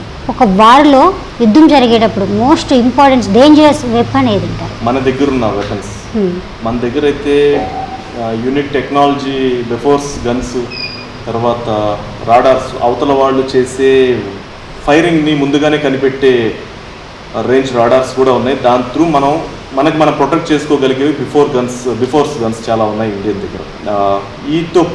వీటికంటే అడ్వాన్స్ టెక్నాలజీ చైనా వాళ్ళ దగ్గర ఉన్నాయి. వాటిని మనం కూడా పర్చేస్ చేయగలిగితే రష్యా నుంచి S-400 మిజైల్, అది మనం తీసుకుంటే అలాంటి మిజైల్స్ 2 ఉంటే చాలు, వారిని ఎలాంటి కంట్రీనైనా ఈజీ గెలవచ్చు. మనం తీసుకోలేమంటావా? మనం తీసుకోవచ్చు అండి. అది లాస్ట్ టైం 3-4 years బ్యాకే దాని కాస్ట్ ఆల్మోస్ట్ 40,000 crores ఉంటుంది. 40,000 అంటే అంత అమౌంట్ ఇన్వెస్ట్ చేయడం అంటే ఇప్పుడైతే మన డిఫెన్స్ మినిస్టర్ రాజ్నాథ్ సింగ్ గారు వెళ్ళారు, పర్చేస్ చేయడానికి కూడా టూర్ చేయడం జరిగింది రష్యాతో. మాకు ఇమీడియట్లీగా డెలివరీ కావాలి అని చెప్పడం జరిగింది. ఇది మనకి చాలా గుడ్ న్యూస్ చెప్పాలంటే. అలాంటిది కానీ మనం 1 or 2 కానీ మనం తీసుకుంటే శత్రు దేశాలు వాళ్ళు ఫైర్ చేసే దాన్ని ఈజీగా ఫైండ్ అవుట్ చేసి వాళ్ళ కంట్రీలోనే బ్లాస్ట్ అయ్యేలా, వాళ్ళ కంట్రీలోనే వాళ్ళు చేసిన వాటిని ఈజీగా మనం మిజైల్స్ త్రూ బ్లాస్ట్ అయ్యేటట్టు తయారు చేయొచ్చు. అంటే దానివల్ల మెయిన్ ఇంపార్టెంట్ థింగ్ ఏంటి? వాటి వలన అవతల కంట్రీస్ ఎవరైతే మన మీద దాడి చేయాలి అనుకుని వాళ్ళు ఫైర్ చేయాలనుకునే వాటిని ఈజీగా ఫైండ్ అవుట్ చేసిద్ది. అది ఫైండ్ అవుట్ చాలా ఈజీగా, అది అంత unique technology, advanced technology. Fire చేసింది కాక వాళ్ళు ఎయిర్ నుంచి ఫైర్ చేసే, హెలికాప్టర్ నుంచి, జెట్ ఫ్లైట్స్ నుంచి కూడా మన మీద ఫైర్ చేస్తే అది అక్కడే బ్లాస్ట్ అయ్యేటట్టు తయారు చేస్తాం. అంత టెక్నాలజీ ఉంది. అది మనం తీసుకోవాలి. అది అట్లీస్ట్ 1 or 2 ఉన్నా మన దగ్గర చాలు, మనకి కంట్రీకి ఇంకా ప్రాబ్లమే ఉండదు. అది మన కంట్రీకి ఎప్పుడు రాబోతుంది అంటారు? అది వెళ్ళారండి. వెళ్ళిన తర్వాత మన డిఫెన్స్ మినిస్టర్ రాజ్నాథ్ గారు వెళ్ళారు. ఇమ్మీడియట్లీగా మాకు డెలివరీ కావాలి అని చెప్పడం జరిగింది. ఇప్పుడు అది ఎంత త్వరలో వచ్చింది అనేది హై లెవెల్ మ్యాటర్. అంటే అది చైనా వాళ్ళు కొనేసారా? వాళ్ళకి ఆల్మోస్ట్ 3 years బిఫోరే వాళ్ళు కొని పెట్టుకున్నారు. ఇప్పుడు 2 ఉన్నాయి వాళ్ళ దగ్గర. 1 or 2, 1 అయితే కంపల్సరీగా ఉంది. మరి 2 కొన్నారు, 1 కొన్నారు మనకు తెలియదు. 1 అయితే కంపల్సరీ వాళ్ళ దగ్గర ఉంది. శత్రువులకు చిక్కకుండా యుద్ధవారులో మీరు ఎటువంటి జాగ్రత్తలు తీసుకుంటారు? శత్రువులకి మనం చిక్కకుండా అంటే ఫేస్ టు ఫేస్ యుద్ధం అయితే దానికి తగ్గ ప్రొటెక్ట్ మనం తీసుకుంటాం. మన ట్రైనింగ్ ఇచ్చే చాలా హైలీ ట్రైనింగ్ ఉంటుంది ఇండియన్ ఆర్మీది. అవతల కంట్రీస్ వాళ్ళు వచ్చే విధానాన్ని ఈజీగా ఫైండ్ అవుట్ చేయగలం. నైట్ విజన్ త్రూ, వాళ్ళు నైట్ టైం వచ్చినా, వాళ్ళు డే టైం వచ్చినా, అది వాటర్లో వచ్చినా, ఎలా వచ్చినా కూడా దానికి మనం ఎలా సాల్వ్ చేయాలి, దాన్ని ఎలా వాళ్ళని మనం పట్టుకోవాలి, వాళ్ళ నుంచి ఒకవేళ మనం వాళ్ళకి చిక్కినా కూడా ఎలా తప్పించుకోవాలనేది ట్రైనింగ్లో ఒక భాగం. అది ఈజీగా ఎవ్రీ సోల్జర్, ఏ సోల్జర్ అయినా దాన్ని చేయగలరు. ఇప్పుడు శత్రువులు దాడి చేయడానికి వచ్చినప్పుడు ఒక్కొక్కసారి మన ప్రాణాలను పణంగా పెట్టి ఒక్కోసారి చనిపోయే సిచ్యువేషన్ వస్తుంది. ఆల్రెడీ మన జవాన్లు చనిపోవడం కూడా జరిగింది. సో ఇప్పుడు ఆ టైంలో మీరు ఎంత ఆర్మీ అయినా కానీ మనకి ప్రాణం మీద ఆశ అనేది కలుగుతుంది. సో ఆ టైంలో మీ ఫీలింగ్ ఏంటి? చనిపోవడమా లేదా ప్రాణాలు రక్షించుకోవాలని చూస్తారా? దేశం కోసం నా ప్రాణాన్ని ఇచ్చేస్తాను, నాకు పర్వాలేదు, నేను నా దేశం బాగుండాలి, నా ప్రజలు బాగుండాలి అని చెప్పేసి ముందుకు సాగుతుంటారు. అది ప్రతి ఒక్కళ్ళకి తెలిసిన విషయం. సర్వీస్లోకి వెళ్ళాడంటే 100% దేశం మీద ప్రేమ ఉన్న వాళ్ళే దేశ రక్షణ కోసం వెళ్తారు. వెళ్ళిన తర్వాత ఇంకా మళ్ళీ ప్రాణం పోతుంది అనేది ఆలోచన ఉండదు. వెళ్ళినప్పుడే వాళ్ళు క్లియర్ అయిపోతుంది, ప్రాణం తెగించైనా కూడా నేను సర్వీస్ చేస్తాను. అంత బాగుండి యుద్ధం చేసి ప్రతి ఒక్క సైనికుడు కోరుకునేది ఏంటంటే యుద్ధంలో నేను ఉండాలి. ప్రతి ఒక్క సోల్జర్ సైకాలజీ, వాళ్ళు ఆలోచించే విధానం, ఏదైనా వార్ జరిగితే ఆ వార్లో నేను ఉండాలి, దేశం కోసం నేను పోరాడాలి, ఎక్కువగా మంది మన దేశానికి మనం సపోర్ట్ చేయాలి అనే కోరిక ఉంటుంది. అలాంటి ఏదైనా యుద్ధం జరిగినప్పుడు, అలాంటి సిచ్యువేషన్ వస్తే సోల్జర్ ఫస్ట్ ఇంపార్టెంట్ దేశానికే ఇస్తాడు. అది క్లియర్గా మనం చెప్పగలం. ప్రతి ఒక్క సోల్జర్ నేను ఇక్కడి నుంచి పారిపోవాలని మాత్రం ఎవరు అనుకోరు, దేశానికే ఫస్ట్ ఇంపార్టెన్స్ ఇస్తారు. రక్తం మరుగులై కారుతున్నా కూడా దేశం కోసమే ఫస్ట్ ఇంపార్టెంట్. తను కాపాడుతూ తను చనిపోతున్నాడని తెలిసిన తర్వాత కూడా వాళ్ళ శత్రు రాజ్యాలు, శత్రు సైనికుల్ని ఒక 4-5 తీసుకెళ్లాలన్న ఆలోచనలోనే ఉంటుంది ప్రతి ఒక్క సైనికుడికి. ట్రైనింగ్ ఇచ్చేది కూడా మాకు సేమ్ అదే బేస్లో ఇస్తారు. మనం చనిపోయినా కూడా మనం చనిపోతూ శత్రు రాజ్యాల్లో ఒక 4-5 మనం తీసుకెళ్ళాలి. భవిష్యత్తులో యుద్ధం తలెత్తితే ఎటువంటి యుద్ధాన్నైనా అడ్డుకునేంత సత్తా మన ఇండియన్ ఆర్మీకి ఉందంటారా? ఇండియన్ ఆర్మీకి 100% ఉంది. మన కంట్రీకి తగ్గట్టు ఎవరైనా ఉన్నా కూడా, మన కంట్రీకి పెద్ద కంట్రీ ఏదైనా మన మీద వచ్చినా కూడా మన ప్రయత్నం యుద్ధాన్ని విరమించకుండా కంటిన్యూగా చేస్తుంటాం. కాకపోతే ఈ చైనా లాంటి అగ్రరాజ్యంలో ఉన్న కంట్రీ మన దేశం మీద కానీ యుద్ధం జరిగితే అది మనకి నష్టం, చైనాకి కూడా నష్టమే. కానీ అంత దూరం జరగదు, యుద్ధాలు జరగవు, ప్రశాంతమైన వాతావరణం ఉండాలని మన ఇండియా కోరుకుంటుంది. వాళ్ళు కూడా యుద్ధం కంపల్సరీ జరగాలని ఎక్కడా చెప్పినట్టు ప్రూఫ్స్ లేవు యుద్ధం చేయటానికి మేము రెడీగా ఉన్నామని. మన ఇండియా కూడా చెప్పడం ఏంటంటే యుద్ధం జరగడం మేమైతే చేయాలని కోరుకోవట్లేదు, మీరు కంటిన్యూగా ఇలాగే రెచ్చగొడితే మాత్రం మేము కూడా రెడీగా ఉన్నాం అని ధీటైన సమాధానం చెప్పింది. వాళ్ళు ఎక్కడా మేము యుద్ధం చేస్తాం మీతోటి, మేము పోరాడి మాకు కావాలని చెప్పింది ఎక్కడా లేదు. ఒక రాజ్యం పైన అటాక్ చేయాలంటే ఆర్మీ ఎటువంటి సామర్థ్య బలాన్ని కలిగి ఉండాలి? మనకైతే వేరే దేశం మీద యుద్ధం చేయాలని అయితే ముందు నుంచి లేదు, మన కంట్రీ కూడా కోరుకోవటం లేదు. దానికి వచ్చిన వాళ్ళని ఆపడం కోసమే మన ప్రయత్నం అంతా. మన ఇండియన్ కల్చర్ ఏంటంటే మనకు వేరే వాళ్ళ అవసరం మనకు లేదు, మనకు ఉన్నదాన్ని మనల్ని వేరే వాళ్ళు కోరుకుంటే మనం ఆపడానికి ప్రయత్నిస్తున్నాం. కాబట్టి దానిలో ప్రొటెక్ట్ చేసుకోవడానికి ట్రైనర్స్ కరెక్ట్గా ఉన్నారు సోల్జర్స్. అదే రీతిలో మన దేశానికి మనం ప్రొటెక్ట్ చేసుకోగల అవతల కంట్రీస్ దగ్గర ఉన్న వెపన్స్ మన దగ్గర ఉన్న వెపన్స్ కంట్రీస్ కంపేర్ చేసుకుంటే చైనా వాళ్ళ దగ్గర కొంచెం ఎక్కువ అడ్వాన్స్డ్ ఉన్నాయి, మన దగ్గర కూడా ఉన్నాయి, ఇంకా ఇంపోర్ట్ చేస్తున్నాం. ఇప్పుడు దేనికైనా కూడా రెడీగా ఉన్నాం. 90% వార్ జరగదు, ఆ 10% ఏదైనా జరిగితే దానికి సరిపోయే వెపన్స్ కూడా ఇంపోర్ట్ చేసుకోవడానికి మన డిఫెన్స్ మినిస్టర్ ప్రిపరేషన్లోనే ఉన్నాం. మన ప్రజెంట్ది కాకుండా లాస్ట్ టైము అసలు ఎందుకు చైనాకి భారత్కి మధ్య యుద్ధం అనేది ఎప్పుడు స్టార్ట్ అయింది, అసలు ఎందుకు చేయాల్సి వచ్చింది? వాళ్ళు చైనా వాళ్ళు భూభాగాన్ని ఆక్రమించుకుంటూనే వచ్చారు ఇప్పుడు దాకా. వాళ్ళకి ఇంత భూభాగం వాళ్ళకు ఉందంటే చిన్న చిన్న రాజ్యాలన్నింటినీ ఏలుకుంటూ అన్ని కవర్ చేసుకుంటూ వచ్చేసారు. ఇప్పుడు నేపాల్ని కూడా యాడ్ చేసుకుని చిన్నగా పాకిస్తాన్ కవర్ చేసుకొని దానిలో కలుపుకొని మన ఇండియాని కూడా కవర్ చేసుకోవాలనే ప్లాన్లో మరి ఉన్నారు అని నేను అనుకుంటున్నాను. లేకపోతే ఇప్పటికే అఫీషియల్గా 60 కిలోమీటర్స్ మన భారతదేశ భూభాగాన్ని చైనా ఆక్రమించుకుంది. ఇంకా అది ఆక్రమించుకున్న తర్వాత కూడా అది మనకి ఎలా తెలిసింది అంటే తెలుసుకోవడానికి కూడా అక్కడ రేఖలు ఏమి లేవు. అది ఓపెన్ గా ఉంది ప్లేస్. వాళ్ళు వస్తున్నారు, వాళ్ళ వరకు రాళ్లు పెట్టేస్తున్నారు, ఇది మాది అని అంటున్నారు. కొంచెం కొంచెం కొంచెం కొంచెం వాళ్ళు జరుపుకుంటూ వస్తున్నారు. వాళ్ళు దాన్ని ఆపడం కోసమే మనం ఫస్ట్ నుంచి ప్రయత్నిస్తున్నాం. ఒకసారి చైనా మీద గెలిచిన వారు మనమే గెలిచాం. అప్పట్లో కాంగ్రెస్ గవర్నమెంట్ ఉంది. 1967లో మన సోల్జర్స్ కూడా 80 సోల్జర్స్ అమరవీరులు అయ్యారు. చైనా వాళ్ళు 200 పైనే వాళ్ళు కూడా చనిపోయారు. వాళ్ళు సేమ్ ఇదే భూభాగం మీదే, వాళ్ళకి వేరే దాని మీద లేదు. చైనాకి కొంచెం పెంచుకుంటూ వెళ్ళిపోవాలి, దాన్ని మనం ఆపడానికి ప్రయత్నిస్తున్నాం. మన భారత్ యొక్క సైన్యాన్ని హతం చేయాలని కోరుకుంటుందా, లేకపోతే మన భూభాగాన్ని ఆక్రమించాలని కోరుకుంటుందా? ఈ రెండిట్లో మన భారతదేశ భూభాగంలో ఎన్నో రకాలైన ఖనిజాలు ఉన్నాయి. ఆ తర్వాత దీన్ని మన భారతదేశాన్ని గోల్డెన్ బర్డ్ అంటే బంగారు పిచ్చుక అని కూడా అనేవాళ్ళు అప్పట్లోనే, స్వాతంత్రం వచ్చినప్పుడే.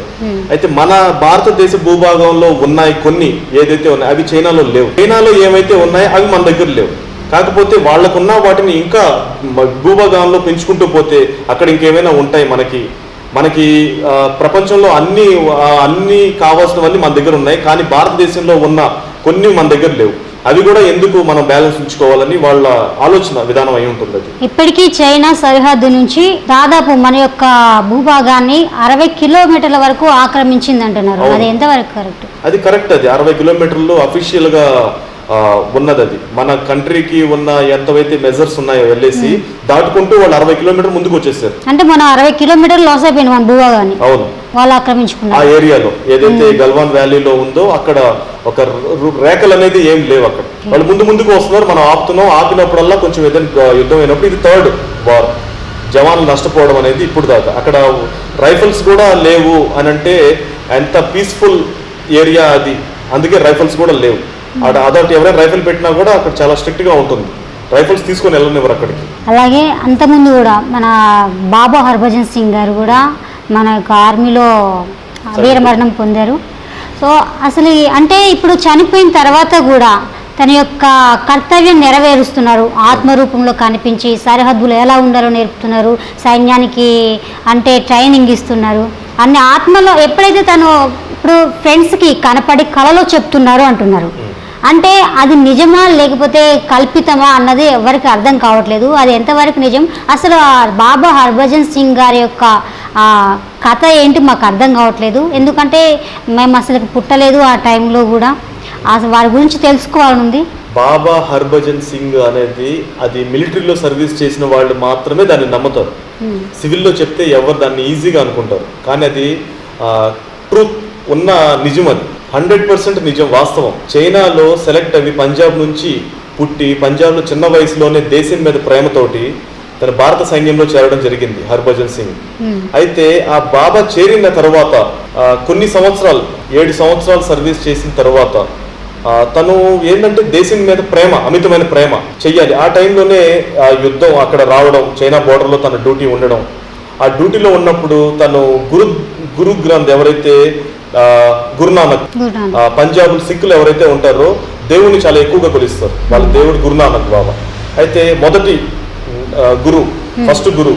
అయితే తను ఫస్ట్ నుంచి డ్యూటీ అయిపోయిన తర్వాత ఎక్కువ టైము గురు గ్రంథ చదువుతూ ఆ గురునానక్కే పూజ చేయడం అనేది చాలా ఎక్కువ తనకి ఇష్టం. డ్యూటీ చేసిన తర్వాత చాలా మంచి సైనికుడు కూడా, మంచి సోల్జర్, రెస్పెక్ట్ అందరికి ఇచ్చేవాళ్ళు. ఆయన హిస్టరీ, మేము సోల్జర్స్ కాబట్టి ప్రతి ఒక్క సోల్జర్కి ఆయన హిస్టరీ తెలుసు. ఆ డ్యూటీలు అక్కడికి ఎవరైతే చైనా బోర్డర్లో వెళ్ళి డ్యూటీ చేస్తారో వాళ్ళకైతే కంపల్సరీగా ఏ పని చేసినా ఫస్ట్ హర్భజన్ బాబాని తన దగ్గరికి వెళ్ళి రెస్పెక్ట్ ఇచ్చిన తర్వాతే డ్యూటీలో జాయిన్ అవుతారు. అంత మంచి పేరు ఉంది హర్భజన్ బాబా. అయితే 7 years సర్వీస్ 8 years సర్వీస్ అయిపోయిన తర్వాత ఒకసారి తను లోయలో ఏదో అనుకోకుండా కాలు జారిపోయి వాటర్ లో పడిపోవడం జరిగింది. అది కొట్టుకుంటూ వెళ్ళిపోయి చనిపోయారు. చనిపోయిన తర్వాత ఒక 1 or 2 days ఎవరు తెలియలేదు. అంటే అనుకోకుండా చనిపోయారా లేకపోతే అది కూడా యుద్ధం అట్లాంటిది ఏం లేదు. తను అనుకోకుండా తను డ్యూటీలో ఉన్నప్పుడే అక్కడ చనిపోయారు. అది ఎవరికి తెలియదు. ఎక్కడికి వెళ్ళిపోయారో బాబా ఆయన అంటే అప్పుడు బాబా అని కాదు, హర్భజన్ ఎక్కడికి వెళ్ళిపోయాడు తను లేడు. మరి రైఫిల్ కూడా తనది లేదు. అప్పట్లో రైఫిల్ అనేవి ఉండేవి. రైఫిల్ లేదు, తను లేడు, ఎక్కడికి వెళ్ళిపోయాడు అని చెప్పి ఎంక్వైరీ చేయడం స్టార్ట్ చేశారు. అయితే వాళ్ళ ఫ్రెండ్ ఎవరైతే ఉన్నారో తను చాలా క్లోజ్ ఫ్రెండ్ తన కల్లో వచ్చి నేను ఎక్కడికి పారిపోలేదు, నేను కాలు జారి పడిపోయి ఆ లోయలో పడిపోయాను, నేను ఆ నీళ్ళల్లో పలానా ప్లేస్లో నేను ఉన్నాను, వచ్చి కావాలంటే చూడండి నేను అక్కడే ఉన్నాను, మన బెటాలియన్ వాళ్ళందరికీ చెప్పండి నేను ఉన్నానని చెప్పడంతో వీళ్ళందరూ అసలు నిజమా అబద్ధమా చూడటానికి వెళ్ళారు. తను చెప్పిన విధంగానే అక్కడే రైఫిల్ తో పాటే తను చనిపోయి ఉన్నారు. ఎలా అప్పుడు తీసుకొచ్చి తనకు అక్కడే ఒక మెమోరియల్ లాగా కట్టి తన వార్ధీవ దేహాన్ని తను పంపించి ఆయనకు ఒక వార్ మెమోరియల్ కట్టారు హర్భజన్ బాబాకి అని. అందరిలాగే తను చనిపోయారని చెప్పి సైలెంట్ అయిపోయారు. కానీ తను రెగ్యులర్ గా కలలో వస్తూనే వాళ్ళ ఫ్రెండ్కి నేను ఇంకా ఇక్కడ ఆత్మరూపంలో నేను ఇక్కడే డ్యూటీ చేస్తున్నాను, నా కోరిక తీరలేదు, ఈ భారతదేశానికి భారత మాతకి నేను సర్వీస్ చేయాలని చెప్పి దేశం అనుకోకుండా నేను చనిపోవడం జరిగింది. కానీ నేను మాత్రం ఈ చైనా బోర్డర్లో నేను ఉన్నంత వరకు నా ఆత్మ బతికినంత కాలం నేను చైనాలో మీకు ఎటువంటి టెన్షన్ రానివ్వను, ఈ బోర్డర్లో నేను ఉన్నంత వరకు మీ మీద ఎవరు దాడి చేయరు అని చెప్పడం జరిగింది. అది ఒకసారి నిజమా అబద్ధమా అని అనుకొని చాలా మంది అనుకొని ఉంటారు. కానీ నేను డ్యూటీ చేస్తానని చెప్పి రెగ్యులర్ గా ఆయన రూమ్ లో డ్యూటీలు చేయడం, షూస్ తన మట్టి అవి ఉంటుంది, నైట్ టైం డ్యూటీ చేసి వస్తాడు, వచ్చిన తర్వాత బూట్లకి మట్టి అయి ఉంటుంది, దాన్ని మళ్ళీ క్లీన్ చేస్తారు. ఇప్పుడు కూడా ఆయనకంటూ ఒక రూమ్ ఇచ్చారు, అక్కడే గురునానక్ విగ్రహం పెట్టడం, తను పూజించడం, తనకు ఒక బెడ్ ఇవ్వడం, ఆ బెడ్ మీదే తను పొనుకున్నప్పుడు నైట్ టైం పొనుకొని లెగిస్తే ఎలా ఉంటుంది బెడ్షీట్స్ సేమ్ అలాగే కరిగినట్టు, బెడ్షీట్ మొత్తం కదిలినట్టు, అలాగే ఇప్పుడు కూడా ప్రజెంట్ ఇప్పుడు కూడా ఆ బెడ్ మొత్తం బెడ్షీట్ మొత్తం ఎవరో నైట్ కొనుక్కొని లేసినట్టు అనిపిస్తుంది. అలాగే మార్నింగ్ తన షూస్ మొత్తానికి మట్టి అయి ఉంటుంది. ఇలా చేయడం వలన ఇది ఇంకా అందరికి అర్థమైపోయింది, ఈయన దేశం మీద ప్రేమ ఉంది, భక్తి ఉంది, ఈయన చైనాలో 100% ఉన్నారు, నమ్మారు. డ్యూటీ కంటిన్యూ చేశారు. చనిపోయారు అని చెప్పి అనుకున్నా కూడా తన డ్యూటీలోనే రెగ్యులర్ గా డ్యూటీస్ చేస్తున్నట్టే promotions, on leaves, every month ఎప్పుడెప్పుడైతే యాన్యువల్ లీవ్, క్యాజువల్ లీవ్ అనేది ఇయర్లీ వన్స్ తను లీవ్ వెళ్తుంటాడు. లీవ్ కూడా ఇప్పటికి కూడా తను లీవ్ వస్తున్నాడు. ప్రమోషన్స్ కంటిన్యూగా ఉన్నాయి. ఇప్పుడు హానరబుల్ కెప్టెన్ డ్యూటీ కూడా చేస్తున్నారు. ఇప్పుడు ఇది మన ఇండియన్స్ నమ్మడం కాదు, చైనా వాళ్ళు కూడా నమ్ముతారు. ఎందుకంటే వాళ్ళకి తెలుసు ఆ డ్యూటీస్ లో వాళ్ళు ఏదైనా ఈ మధ్యలో ఒకసారి వాళ్ళు ట్రై చేశారు, ఇండియా మీద ఒక 100 మంది క్రాస్ చేసి లోపలికి రావడానికి ట్రై చేశారు చైనా వాళ్ళు. అది గమనించి ముందుగానే ఇక్కడ విచిత్రమైన శబ్దం చేయడం జరిగింది బోర్డర్ లో. మన హర్భజన్ బాబా రకరకాలైన విచిత్రమైన సౌండ్ చేయడంతో వాళ్ళు భయభ్రాంతులైపోయి చైనా వాళ్ళు పరిగెత్తి వెళ్ళిపోయారు. తర్వాత ఇండియన్ తెలిసింది ఏం జరిగిందంటే అక్కడ ఎవరో ఉన్నారు, వీళ్ళు ఎంతో 100 మంది సైనికులు ఉన్నారు, మనల్ని అడ్డుకోవడానికి ఉన్నారు అని చెప్పని చైనా వాళ్ళు వెనక్కి వెళ్ళిపోయారు. వాళ్ళు ఎవరు లేరులే సోల్జర్స్, మనం చొరబడదాం భారతదేశంలో అనుకున్నారు. అయితే ఈయన చేసిన సౌండ్ కి ఎంతో 100 మంది సైన్యం ఉన్నట్టు సౌండ్ చేయడం జరిగింది హర్భజన్ బాబా. దాంతో చైనా వాళ్ళు భయపడిపోయారు, వాళ్ళు వెనక్కి వెళ్ళిపోయారు. అప్పుడప్పుడు విచిత్రమైన రూపంలో మన బోర్డర్ లో కాపలా కాస్తున్నట్టు, గుర్రం మీద సవారీ చేస్తున్నట్టు, తెల్ల గుర్రం మీద చైనా వాళ్ళకి ఆ బోర్డర్ మొత్తం డ్యూటీ చేస్తూనే ఉంటాడు నైట్ టైం. వాళ్ళకి ఎలాగో భయం ఉంటుంది. మన సోల్జర్స్ ఎవరైనా డ్యూటీలో పొరపాటు నిద్రపోతే వెళ్ళి చెళ్ళు అనిపిస్తాడు బాబా. ఇప్పుడు కూడా ఎవరైనా డ్యూటీలో అక్కడ డ్యూటీలో చేయాలంటే స్ట్రిక్ట్ గా డ్యూటీ చేస్తారు. బాబా మీద భయం అనుకోండి, లేకపోతే సోల్జర్స్ ఎలాగో డ్యూటీ కరెక్ట్గా చేస్తారు. ఎవరైనా అలసిపోయిన టైంలో ఒకవేళ పొరపాటున నిద్ర కానీ వస్తే ఆ టైంలో వచ్చి చెంప మీద కొట్టి వెళ్ళిపోతారు. అందుకని డ్యూటీ అక్కడ ఆయన మన దేశాన్ని కాపాడటం కోసమే హర్భజన్ బాబా అక్కడ ఉన్నాడు. ఇప్పటికి కూడా ఆయన మ్యారేజ్ అయిన తర్వాత చనిపోయాడు హర్భజన్ బాబా. తన లీవ్ వెళ్ళిన తర్వాత కూడా ఇది క్లియర్, అది అందరికి తెలుసు. తన లీవ్ వెళ్ళిన తర్వాత కూడా తన భార్యకి తన వాయిస్ వినబడుతుంది.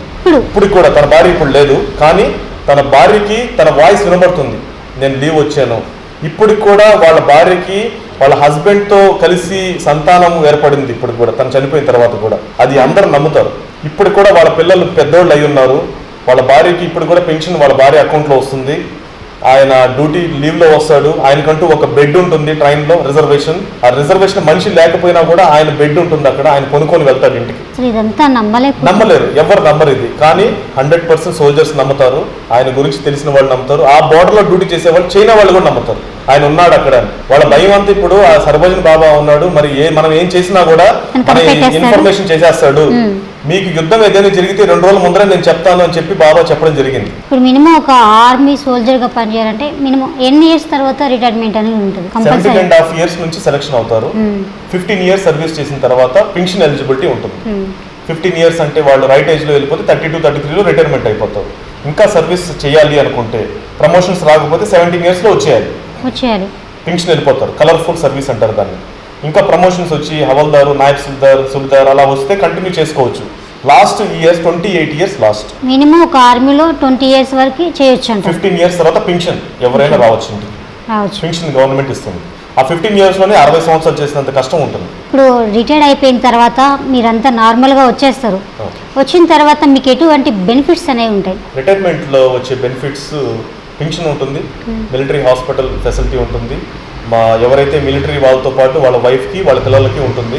అది 18 బాయ్స్ అయితే పెళ్ళి అయిన దాకా ఉంటుంది. గర్ల్స్ కూడా మ్యారేజ్ అయినంత వరకు మిలిటరీ హాస్పిటల్ ఫెసిలిటీ ఉంటుంది. ఆ తర్వాత వాళ్ళకి ఛాన్స్ ఉండదు.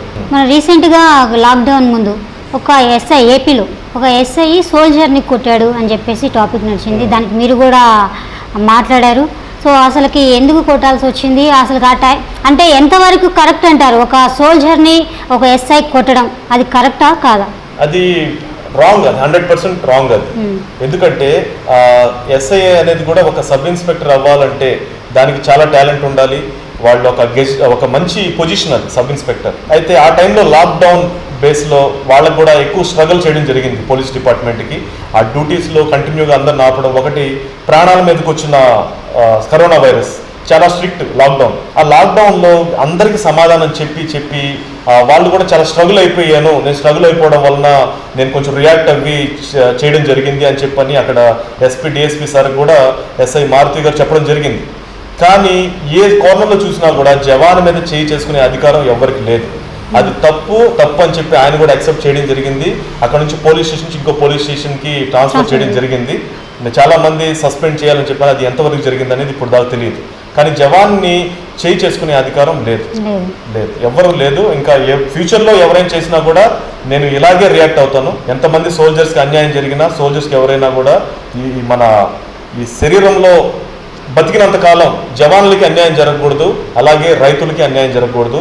ఈ 2 కాన్సెప్ట్, వీళ్ళిద్దరు దేశానికి 2 కళ్ళు లాంటి వాళ్ళు, రైతులు జవాన్లు, వీళ్ళిద్దరికి సపోర్టింగ్ గా ఎప్పటికీ ఉంటాం. ఇప్పుడు కొట్టినప్పుడు ఆ సోల్జర్ సైలెంట్ గా ఉన్నారా? సోల్జర్ ఆ టైంలో కొట్టారు. అతనికి తెలుసు మిలిటరీలో ఒక సైనికుడిగా డ్యూటీ చేస్తున్నాడు కాబట్టి తను ఎటువంటి సివిల్ ఇష్యూస్ లో ఇన్వాల్వ్ కాదు, అది చెప్పే పంపిస్తారు. తను ఎవరైతే లక్ష్మణ్ ఉన్నాడో తను ఒక మంచి ఫైరర్, షూటర్, తను బెస్ట్ షూటర్ వాళ్ళ ఉన్న కమాండ్ లెవెల్లో. అయితే తను ఇలా జరగడం, ఎస్ఐతో ఇట్లా ఆర్గ్యుమెంట్, మళ్ళీ ఇద్దరు ఎవరైతే కానిస్టేబుల్స్తో ఇష్యూ అయిందో తను సైలెంట్గానే ఉన్నాడు. కానీ మీకు ఇలా కొట్టే అధికారం మాకుందని ఎస్ఐ చెప్పడం అది చాలా వినడానికి కరెక్ట్ అనిపించలేదు. ఒకవేళ అదే సోల్జర్ ప్లేస్లో మీరుంటే మీరు ఎటువంటి యాక్షన్ తీసుకునేవారు? మీ రియాక్షన్ ఏంటి అసలు? నేను సేమ్ అలాగే చేసేవాడిని అండి. ఏదైతే లక్ష్మణ్ చేశాడో అతను లీగల్గానే తను చేశాడు. తనకు అన్యాయం జరిగిందని స్టేషన్కి వెళ్ళడం జరిగింది. స్టేషన్కి వెళ్ళి వాళ్ళ పేరెంట్స్ అందరూ వెళ్ళి కంప్లైంట్ చేయడం జరిగింది. తర్వాత కాంప్రమైజ్ అయిపోయారని చెప్పి కూడా మన ఎస్ఐ మారుతి గారు చెప్పడం జరిగింది. అంతవరకు అయిపోయింది. తర్వాత తను కొట్టడం అనే దాని బేస్ మీద కొంచెం ఇష్యూ అయింది. జవాన్లను అలా కొట్టకూడదు, దేశ రక్షణ చేసే జవాన్ వాళ్ళకి రెస్పెక్ట్ ఇవ్వాల్సింది పోయి ఇలా కొట్టడం అనేది లాక్డౌన్. ఓకే, లాక్డౌన్ అయింది, రూల్స్ అందరికి ఒకటే. తను కూడా యూనిఫామ్ వేసుకున్నాడు, రూల్స్ అండ్ రెగ్యులేషన్స్ తెలుసు. అది కాక తను ఎన్సీసీలో లీవ్ అయిపోయిన తర్వాత నియరెస్ట్ ఎన్సీసీ బెటాలియన్లో రిపోర్ట్ చేయడం జరిగింది. లక్ష్మణ్ కూడా ఆన్ డ్యూటీలోనే ఉన్నాడు. ఆన్ డ్యూటీలో ఉన్న ఒక సెంట్రల్ గవర్నమెంట్ ఎంప్లాయీని ఆన్ డ్యూటీలో ఉన్న ఒక పోలీస్ అలా కొట్టడం అనేది ఇద్దరి మధ్యలో మిస్అండర్స్టాండింగ్. దానివల్ల అటు ఆర్మీకి ఇటు పోలీస్ డిపార్ట్మెంట్కి ఇద్దరికి ఇష్యూ అనేది చాలా ఎక్కువైంది. ఇలా ఎప్పుడు ముందు జరగకూడదని కోరుకుంటున్నాను. అది కంప్లీట్ అయిపోయింది, మొత్తం అది కంప్లీట్ అయిందని వాళ్ళిద్దరికీ తెలియాలి. మా వరకు వచ్చిన ఇష్యూ తను కొట్టడం అనేది నేను చెప్పడం, మేము హైలైట్ చేయడం జరిగింది. ఆ తర్వాత తను ఏం చేసుకుంటున్నాడు, తన గురించి ఎస్ఐ గురించి తన ఏమైనా యాక్షన్ తీసుకున్నాడా, ఎస్ఐ గారు తన గురించి ఏం చేశారు అనేది వాళ్ళిద్దరి మధ్యలో ఇష్యూ. మా మెసేజ్ ఏంటంటే ఇద్దరు మా రిలేటెడ్ కాదు, ఇద్దరు సర్వీస్ చేసేవాళ్లే, పోలీస్ డిపార్ట్మెంట్ సొసైటీని కంట్రోల్ చేయడానికి, మిలిటరీ డిపార్ట్మెంట్ దేశ రక్షణ చేయడానికి. ఇద్దరు గోల్ డిఫరెంట్ ఉంటుంది, కానీ ఇద్దరు చేసేది దేశ రక్షణే. అయితే వీళ్ళిద్దరు యూనిటీ ఇద్దరిది కలిసిమెలిసి ఉండాలి. ఇలా గొడవ చేసుకొని ఇంత దూరం తీసుకొని రాకూడదు. దానివల్ల మిగతా సోల్జర్స్ డిసప్పాయింట్ అవుతారు. ఇటు డిపార్ట్మెంట్ మొత్తం చాలా ఒక వీడియో పెడితే దాన్ని అర్థం చేసుకునే వాళ్ళు కొంతమంది ఉంటారు. అటు సోల్జర్ సపోర్ట్ చేసేవాళ్ళు, ఇటు డిపార్ట్మెంట్ సపోర్ట్ చేసేవాళ్ళు ఉంటారు. కరెక్ట్గా చూస్తే జవాన్ని కొట్టే రైట్స్ ఎవరికి లేవు. పోలీసులో మంచి పోలీస్ ఆఫీసర్స్ కూడా ఉన్నారు. ఎవరైతే చూసామో ఎస్ఐ మారుతి గారు, ఆయన బ్యాక్గ్రౌండ్ కూడా చూస్తే చాలా తను చేసిన మంచి పనులు ఎన్నో ఉన్నాయి. అలాగే తను ఎంతో మందికి హెల్ప్ కూడా చేసాడని తెలిసింది. కానీ ఈ విషయంలో తను చేసింది 100% మిస్టేక్. దానికి అఫీషియల్గా ఒక ఆన్లైన్లో చెప్పేసి ఉంటే సరిపోయేది. నాది ఆ టైంలో ప్రెషర్ వలన నేను ఇలా చేసుకున్నానంటే అయిపోయేది.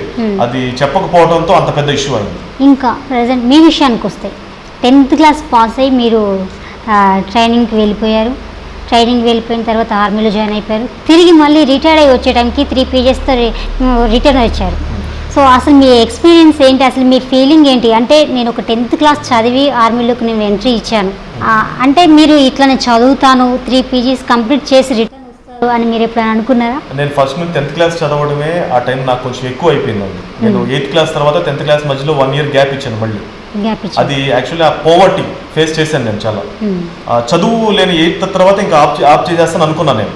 కానీ దేవుడు ఉన్నాడు అన్నట్టు ఆ టైంలో మరి ఎలాగో 10th క్లాస్ దాకా నేను చేసేసాను. ఇంకా ఎలాగైనా నేను చెయ్యాలి, ఏదో ఒక రకంగా నేను సెటిల్ అవ్వాలి అని అనుకున్నాను. మా ఫాదర్ రమణారెడ్డి గారు చెప్పిన దాని బేస్లోనే నేను ఆర్మీలో సెలెక్ట్ అవ్వాను. అవ్విన తర్వాత నేను చదవాలని చాలా ఇంట్రెస్ట్ ఉండేది ఫస్ట్ నుంచి. నేను ఏ స్కూల్లో చదివినా కూడా నాది ఫస్ట్ గ్రేడ్ అని నేను చెప్పను, నేను 2nd గ్రేడ్లో ఉండేవాడిని. నేను స్పోర్ట్స్ ఎక్కువ ఇంట్రెస్ట్ ఉండేవాడిని. స్కూల్స్లో జరిగినా నేను కట్ కొట్టేసి నేను వెళ్ళి గేమ్స్ మీద ఎక్కువ ఇంట్రెస్ట్ ఉండేది. నాకు ఫిజికల్ మీద ఎక్కువ ఇంపార్టెన్స్ ఇచ్చేవాడిని. సర్వీస్కి వెళ్ళిన తర్వాత నేను ఇంకా చదవాలి, నేను ఇంకా సర్వీస్ 15 years అయిపోయే లోపల నేను ఇంకా బాగా చదవాలి, చదివితే నాలెడ్జ్ కూడా పెరుగుతుంది. ఆ తర్వాత మనం ఏదైనా చేయాలన్నా కూడా నాకు ఎవరో ఇన్స్పిరేషనల్గా చూశాను నేను ఆ టైంలో. సరే సర్వీస్ మొత్తం డ్యూటీల్లో కూడా నేను చదివేవాడిని. నైట్ టైం డ్యూటీలు ఉన్నా కూడా నేను BA కంప్లీట్ చేశాను, MA కంప్లీట్ చేశాను. MA ఇంగ్లీష్ చేసిన తర్వాత PGDSC, PGDIT, PG security officer కూడా నేను చేశాను. ఇన్ని PGలు చేసిన తర్వాత దాన్ని చదివిన తర్వాతే నాలెడ్జ్ అనేది వచ్చింది. అంటే మీరు డాడీ ఫోర్స్ చేశారని మీరు ఆర్మీలో జాయిన్ అయ్యారా, లేదా మీకు దేశభక్తి మీద నాకు ఇంట్రెస్ట్ ఉంది, నేను దేశం కోసం ప్రాణాలు ఇస్తానని చెప్పేసి మీరు జాయిన్ అయ్యి వచ్చారా? చిన్నప్పటి నుంచి చూసేవాడిని.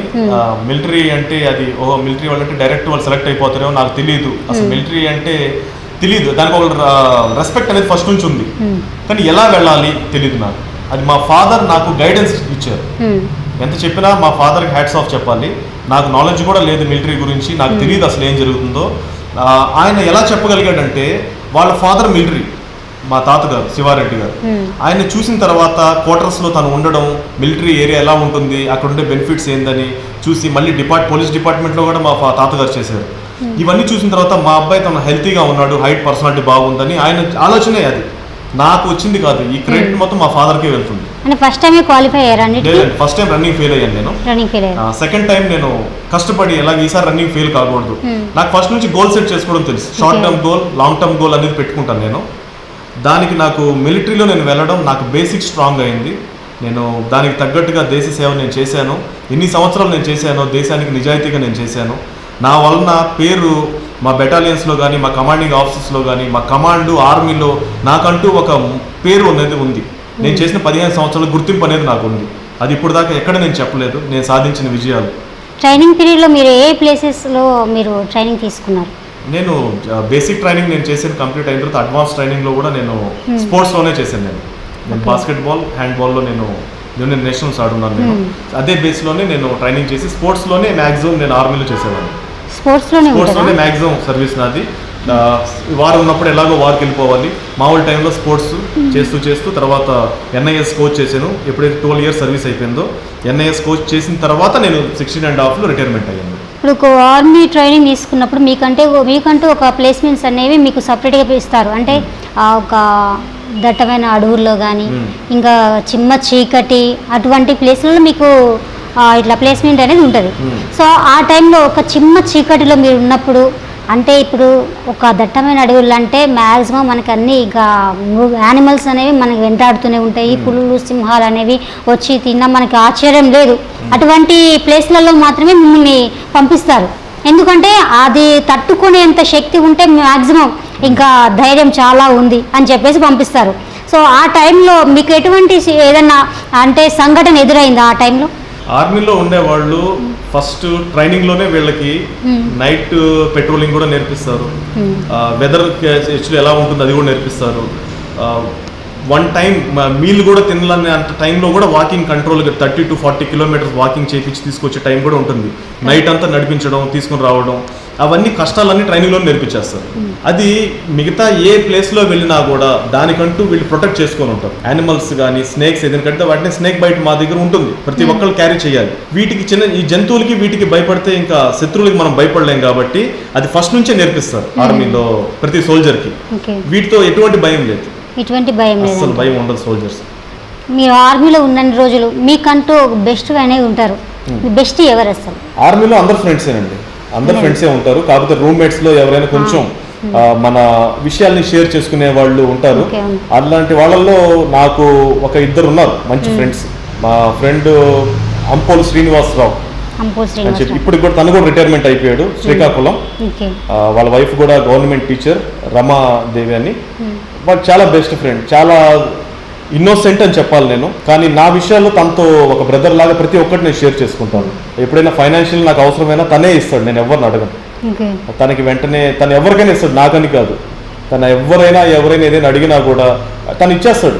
నేను చెప్తాను అందరికి ఇవ్వబాక, అందరు నవ్వంతు నువ్వు అని చెప్పి. చాలా మంచివాడు. ఇప్పుడు ట్రైనింగ్ చేస్తున్నప్పుడు మనకి వీక్లీ లీవ్ అనేది ఉంటుందా? మళ్ళీ మీకు లీవ్స్ అనేది ఏమి ఉండదు. సండే రోజు కూడా వర్క్ చేయాల్సిందే, అది compulsory. Round the clock 24 hours duty ఉంటుంది సోల్జర్స్. ఓకే, మీరు ఆన్ డ్యూటీలో ఉన్నప్పుడు మీకు అనిపించిన మంచి మెమరబుల్ మూమెంట్స్ ఏంటి? అంటే మాకు ఇది చాలా ఇష్టమైంది, ఆ టైంలో నేను అలా ఎంజాయ్ చేశాను, ఆ టైంలో నాకు ఇంత హ్యాపీనెస్ ఇచ్చిందంటే అదొక్కటే అన్నది మీకు ఏముంది? అది ఒక్కటే అంటే నేను ఈ ఓపీ విజయ్ అనేది కార్గిల్లో పార్టిసిపేషన్ చేశాను, అదే ఎక్కువ గుర్తుంటుంది నాకు. తర్వాత ఎన్ఐఎస్ కోచ్కి మా కర్నల్ అబ్దీ సార్ అనే సార్, నాకు ఆయన చాలా నన్ను నమ్మేవాడు. తనకి ఇంత టాలెంట్ ఉంది, తను కోచ్ అవ్వాలి, అఫీషియల్గా తను ఇంటర్నేషనల్ లెవెల్కి కోచ్ అవ్వాలి అని చెప్పని. అది చాలా పెద్ద అచీవ్మెంట్ నాకు. పీజీడిఎస్సి లక్ష్మీబాయి నేషనల్ యూనివర్సిటీలో నేను పీజీడిఎస్సి చేశాను. అది సర్వీస్లో ఉంటూ 1 year సివిల్లో పెట్టి శాలరీస్ ఇచ్చి పెట్టడం అనేది చాలా పెద్ద రిస్క్. అది అటువంటిది నా కోసం ఆ కర్నల్ ఇర్ఫాన్ అబ్దీ అని చెప్పని నా కోసం తను చేశారు. చాలా గ్రేట్ ఆఫీసర్. ఇప్పుడు ఆర్మీ నుంచి మీరు బయటకు వచ్చి ఎన్ని ఇయర్స్ అవుతుంది? 6 years. మీతో ఫ్రెండ్స్ అంటే అక్కడ ఉన్న ఫ్రెండ్షిప్స్ ఉంటాయి, మొత్తం చాలా మంది ఉంటారు. సో అక్కడ వాళ్ళు మీరు ఇక్కడికి వచ్చిన తర్వాత మర్చిపోవడం లాంటి ఉంటుందా? కాంటాక్ట్లో ఉంటారా లేదంటే ఇంకెవరు? ఓకే, అక్కడ సర్వీస్లో అయితే నేను ఎక్కువ ఫ్రెండ్షిప్ చేయనండి. నేను ఫస్ట్ నుంచి నాకంటూ కొన్ని గోల్ సెట్స్ ఉన్నాయి. నేను నా గోల్ రీచ్ అవ్వాలి, అది రీచ్ అయిన తర్వాత ఇంకోటి రీచ్ అవ్వాలి అనే దాని మీదే నేను ఫాలో అవుతాను.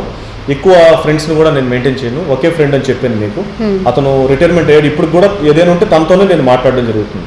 మంచి ఫ్రెండ్ ఒకళ్ళు ఉంటే చాలు, 100 మంది అవసరం లేదు. మీరు బిఫోర్ మ్యారేజ్ మీరు ఆర్మీలో జాయిన్ అయ్యారు, తర్వాత మళ్ళీ ఆర్మీలో వర్క్ చేస్తుండగానే మీ మ్యారేజ్ అయింది. సో ఎప్పుడైనా కానీ మీరు యుద్ధానికి వెళ్తున్నప్పుడు అన్నీ ఎప్పుడు సిద్ధంగానే ఉంటారు, మీరు ఆల్వేస్ ఎప్పుడు సిద్ధంగానే ఉంటారు. ఆ టైంలో మీ వైఫ్ మీకు ఎటువంటి సపోర్ట్ ఇచ్చేవారు? మా వైఫ్ నాకు ఎప్పుడు సపోర్ట్ ఇస్తుంది. మా వైఫ్ గాయత్రి, మనం కొత్తపట్నం విలేజ్ నుంచి. మా మామగారు లీడర్ ఉండేరు కాంగ్రెస్లో, వైఎస్ఆర్సీ ఎవరైతే ఉన్నారో వైఎస్ఆర్ గారు, ఆయన చాలా ఇది. అయితే వైఎస్ఆర్ ఎప్పుడైతే రాజశేఖర రెడ్డి గారు చనిపోయారో ఆ టైంలో మా మామయ్య గారు కూడా విత్ ఇన్ 5-6 daysలోనే హార్ట్ అటాక్ చనిపోయారు. అది చాలా సాడ్ న్యూస్ మాకు. అయితే మా వైఫ్ నాకు మ్యారేజ్ అయినప్పటి నుంచి ఇప్పటికి కూడా తను ఫుల్ సపోర్ట్. నాకు ఎప్పుడు నన్ను బాధ పెట్టింది లేదు. తను ఏ పని నేను చేయాలన్నా కూడా నా గౌరవించి నా దానికి ఇంకా ఎంకరేజ్ చేసింది. మీరు ఏం చేసినా కరెక్టే, మీరు చేస్తూ ఉండండి అని. నేను 9 years సర్వీస్ అయిన తర్వాత నేను మ్యారేజ్ చేసుకున్నాను గాయత్రి, మా వైఫ్ని. అయితే 9 years తర్వాత నేను వెంటనే ఫ్యామిలీ క్వార్టర్స్లో తీసుకెళ్ళిపోయాను. ఎప్పుడు తను వేరుగా పెట్టలేదు. సర్వీస్ అయిపోయిన దాకా కూడా తను నా దగ్గరే ఉంది. ఎన్ఐఎస్ కోచ్ చేసేటప్పుడు కూడా గ్వాలియర్లో తనతో పాటు నేను ఉండడం జరిగింది. ఇప్పటికీ సపోర్టింగ్ గా ఉండేది. ఇప్పుడు మీకు పిల్లలు? ఇద్దరు పిల్లలు ఉన్నారు. ఒకళ్ళు రాఘవ్ రెడ్డి, ఒక వేదసాయి రెడ్డి ఉన్నారు. ఫ్యూచర్ లో వాళ్ళను కూడా మీరు? వాళ్ళిద్దరు దేశ సేవ కోసమే కన్నాను నేను వాళ్ళని. పంపిస్తున్నారండి 100%. వాళ్ళు వెళ్ళాల్సిందే. వెళ్ళకపోతే నేను తీసుకెళ్లి వదిలేసి వస్తాను ఆర్మీలో. ట్రైనింగ్ ఇచ్చేస్తున్నారా? డెఫినెట్. వాళ్ళు పుట్టినప్పటి నుంచి వాళ్ళకి ఇదే నేర్పిస్తాను నేను చేసి వచ్చాను. మీరు కూడా వెళ్ళాలి దేశ సేవకి. ఇద్దరు, ఒకళ్ళు కాదు, ఇద్దరు వెళ్ళాల్సిందే. ఓకే, మరొక 2 జవాన్లను మీకు మీ తరపు నుంచి పంపించేస్తున్నారనమాట. So thank you so much sir, మీ విలువైన సమయం మాకు ఇచ్చినందుకు. Thank you so much.